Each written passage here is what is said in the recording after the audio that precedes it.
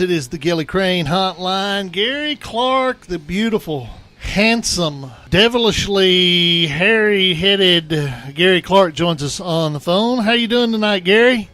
I'm doing great, Dennis. Had a great football game tonight. You really did. I listened to part of your broadcast. I really love how you say touchdown Dragons. That's pretty cool. We talked to Coach Derwin Wright earlier. He was excited about his team's performance, but he kind of let it be known. He kind of let it slip out there that they could be a lot better. Hey, I'll tell you, it was a hard-hitting football game. I mean, I've seen it like this since I was at Ohio State.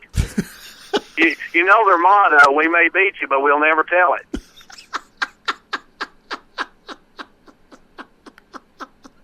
Hey, I'm going to give you a 2-second suspension.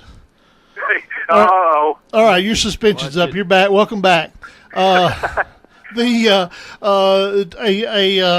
great night for York, and I was listening to your broadcast. You guys, it was not easy. You go into half 7-0, but you kind of had dominated play, but you'd only had 7 points to show for it.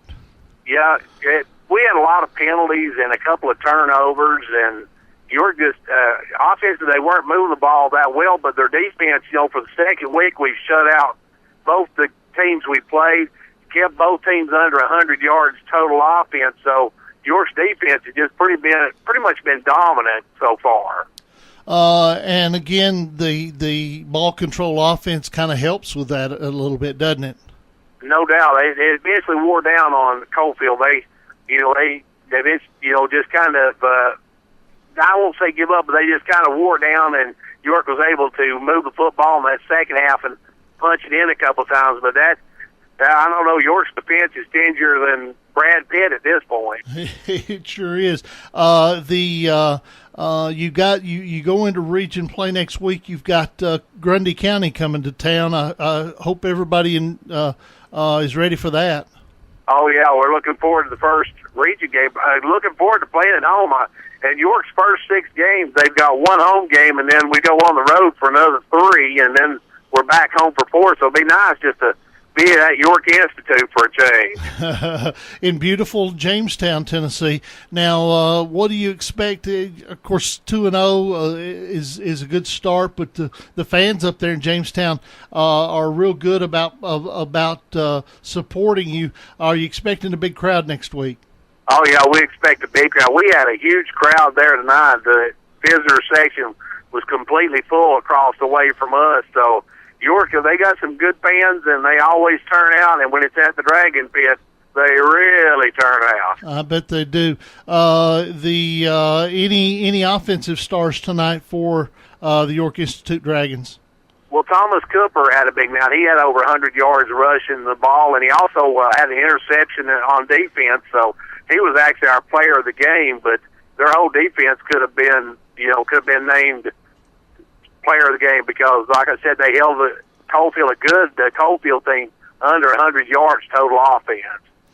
Gary, I know that have you made it home yet? It's probably been about an hour. Have you made it home yet?